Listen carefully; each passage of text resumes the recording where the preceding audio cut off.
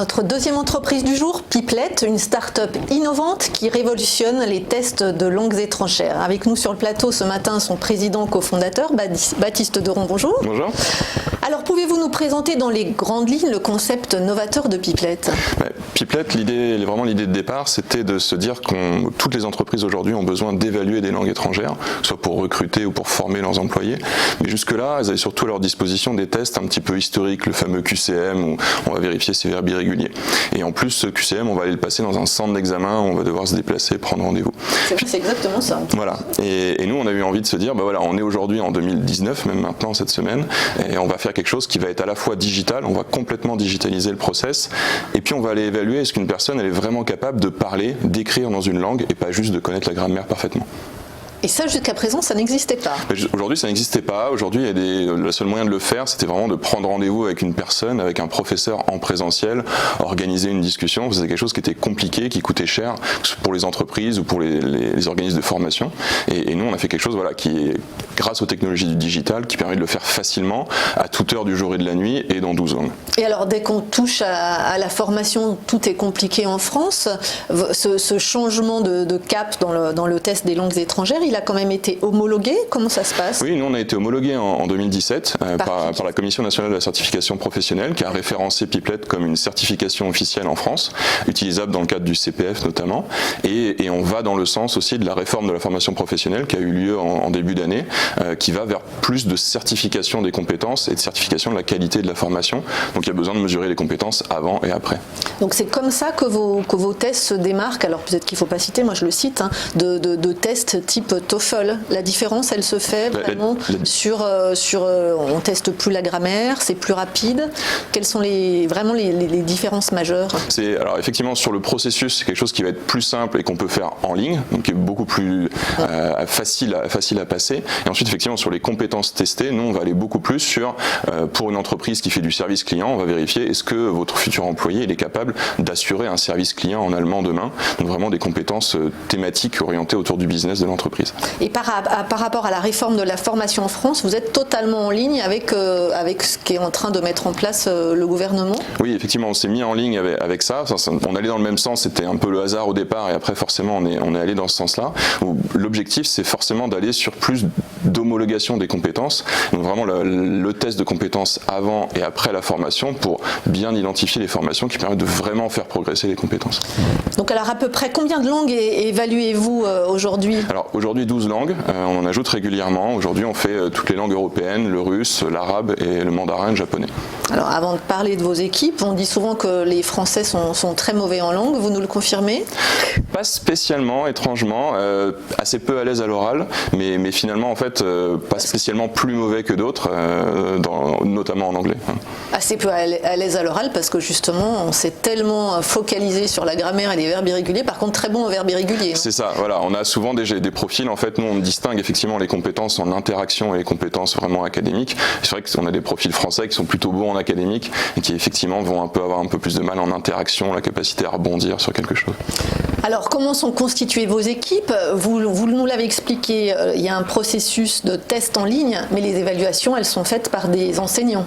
Les évaluations sont faites par des enseignants, par des experts en langue qu'on recrute dans les différents pays. Donc ce sont des consultants qu'on va recruter dans les différents pays, qui ont de l'expérience dans l'évaluation, dans la connaissance d'un cadre officiel qui s'appelle le CECRL au niveau de l'Europe. Donc ça c'est vraiment nos équipes de linguistique et d'évaluateurs. Après voilà, nous on a une petite équipe de 10 personnes en interne qui permet de structurer la chose, qui s'occupe du développement commercial de l'entreprise et puis de la cohérence linguistique de l'ensemble. Et alors il y a à peu près combien de profs consultants là, à qui vous pouvez faire appel pour évaluer les... Aujourd'hui on a une petite centaine avec forcément une grosse majorité en anglais et après dans les autres langues voilà, on a des langues où on va avoir 2-3 professeurs forcément en fonction de la demande de nos clients. Mais ils ont une grande disponibilité parce que je crois que vous garantissez les tests, on a la réponse à l'évaluation au test en combien de temps ? En moins de 24 heures, entre 12 et 24 heures. Donc il faut qu'ils trouvent un prof pour corriger, pour évaluer en moins de 24 heures. C'est ça, et ça c'est un peu la beauté de notre système, toute proportion gardée, c'est que nous on a un pool de professeurs qui est disponible à la demande et à qui on va proposer de faire une évaluation qu'ils peuvent faire finalement quand ils le veulent, même depuis leur smartphone. Il a l'enregistrement. Il a l'enregistrement, il a toute l'expression et les réponses des candidats, donc lui il peut le faire assez rapidement et grâce à notre pool de professeurs on peut garantir ce 12 à 24 heures. Alors, quels clients visez-vous? Les entreprises, les particuliers? Plutôt les entreprises, je crois. Et combien en avez-vous aujourd'hui?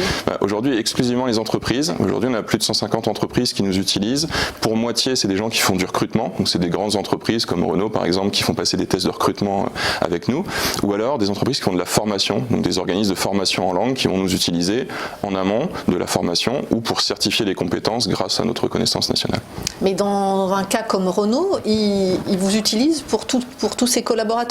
Pas pour tous les collaborateurs aujourd'hui, pour une partie des collaborateurs sur certains départements, mais l'idée effectivement c'est de se dire si on a vraiment besoin d'une compétence en langue étrangère dans un département, on va s'assurer que la personne qu'on recrute elle a un niveau minimum à l'oral et à l'écrit et qu'on peut lui faire confiance.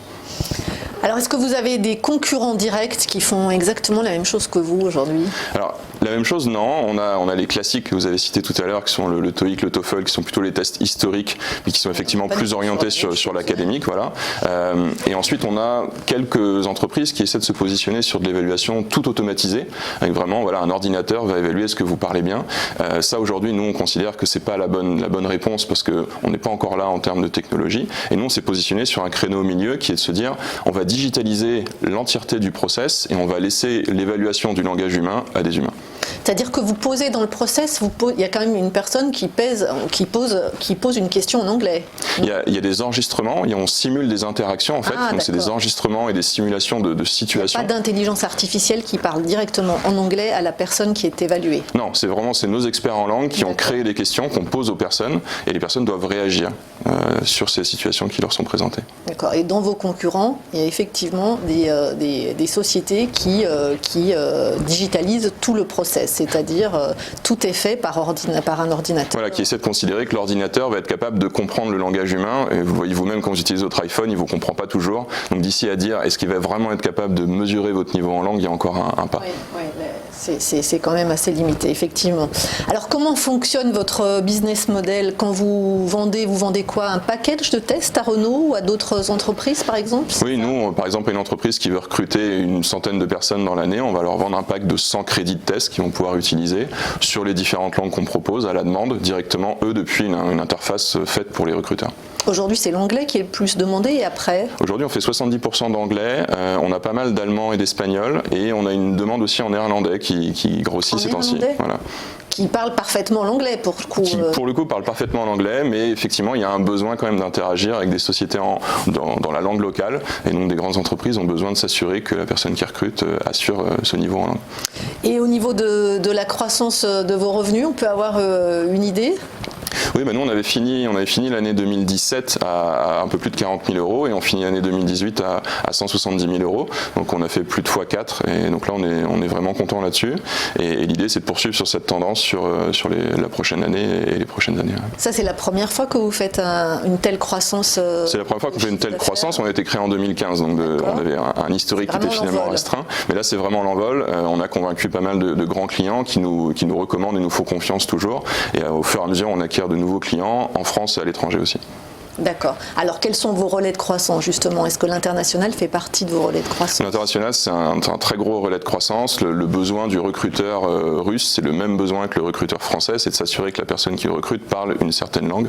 Donc nous, on a aujourd'hui plus de 30% de notre CA à l'international au Canada, en Allemagne et en Espagne.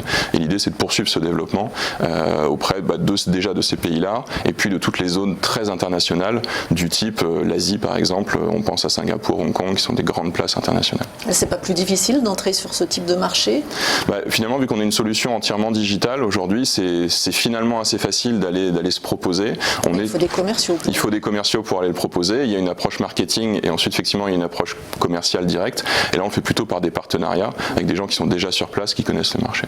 Et l'autre relais de croissance, vous m'en avez parlé en aparté, c'est quoi? C'est de développer des tests plus thématiques, finalement, sortir un peu des tests généralistes, des évaluations généralistes pour aller vers des tests plus thématiques. Ça consiste à quoi?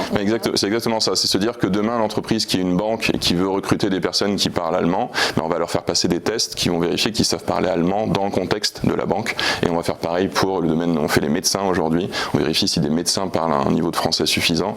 Et on peut aussi le faire sur le service client et sur plein d'autres thématiques métiers. Donc ça, c'est un grand relais de croissance aussi. Des médecins étrangers qui viendraient. C'est ça, exactement. Parce que on a une pénurie de médecins en France. Il y a des médecins qui doivent venir, ils doivent prouver et justifier d'un niveau de français français minimum dans le contexte de la médecine. Donc aujourd'hui, nous, on fait des tests qui sont dédiés aussi à ça. Donc là, vous avez une vraie demande, en fait. Là, on a une vraie demande. Là, l'idée de ce relais de croissance vous est venue parce qu'il y a une demande. Parce qu'il y a vraiment une demande. Quand on est allé leur proposer des tests génériques, beaucoup de nos clients sont revenus en disant « c'est bien, mais si vous pouviez en plus nous assurer que la personne connaît un minimum de contexte et de vocabulaire dans notre domaine, ce serait encore mieux ». Et donc ça, c'est ce qu'on développe au fur et à mesure. Donc il y a des secteurs que vous allez privilégier plutôt que d'autres. Oui. La finance, le service client aujourd'hui, vraiment la capacité à interagir dans un centre d'appel, ce genre de choses. Ça, c'est vraiment des domaines sur lesquels on appuie fortement aujourd'hui. Et l'industrie. Segment, par exemple, je sais pas moi, les opérateurs télécoms, le luxe. C'est plutôt le luxe et le retail effectivement aujourd'hui qui sont le plus demandés, vraiment être assuré qu'on est capable de répondre à des clients du monde entier en russe, en arabe et en allemand parfaitement avec un niveau de qualité très élevé. Et aujourd'hui, on a aussi des demandes sur l'industrie, vraiment être capable d'interagir dans une grosse usine avec un vocabulaire qui est conséquent et qui permet de maîtriser l'ensemble. Et ces tests, ils seraient complémentaires avec les tests généralistes parce qu'on peut être très bon sur le vocabulaire d'un secteur, d'un segment et finalement l'être beaucoup moins en anglais ou dans la langue de manière générale. Oui, alors on peut effectivement, mais vu que nous, on se vend finalement directement à l'entreprise qui elle recrute, finalement l'entreprise qui lui importe, c'est que la personne elle soit bonne en anglais dans son domaine d'expertise. Et donc c'est là-dessus où vraiment nous on met l'accent. Donc ce sera vraiment des tests très thématiques. Juste une dernière question, comment vous expliquez qu'on ait un tel retard sur la formation, sur les tests en anglais, parce que ce que vous proposez, on n'imagine même pas que ça n'existe pas encore aujourd'hui. Oui, effectivement, c'est assez étonnant, ça c'est le constat qu'on a fait, c'est que c'était quelque chose dans lequel on s'était un petit peu, je dirais, englué, ce test, et puis finalement c'est relativement facile d'apprendre les verbes irréguliers, c'est assez bête et méchant, donc on s'est un peu englué là-dedans, et on a oublié toute cette partie orale et interaction, et on l'a oublié de la formation et de l'évaluation. Et qui finalement bloque justement tous ces Français qui ont du mal à s'exprimer en langue étrangère, alors qu'on est sur une internalisation de plus en plus importante de tous les métiers. Exactement, c'est ça l'idée. Aujourd'hui, on a des entreprises qui sont de fait internationales et qui se retrouvent avec des gens qui n'ont jamais parlé anglais ou ne serait-ce ou une autre langue. Et qui ont pourtant effectivement des références académiques ou des références... Qui peuvent arriver avec un très bon niveau académique, mais n'ont jamais passé un coup de téléphone avec une personne qui a un petit accent à l'étranger et avec laquelle la communication n'est pas parfaite. Et bien là, on ne va pas du tout réussir à communiquer, ça va bloquer complètement l'entreprise. Merci beaucoup Baptiste Deron, cofondateur et président de Pipelette.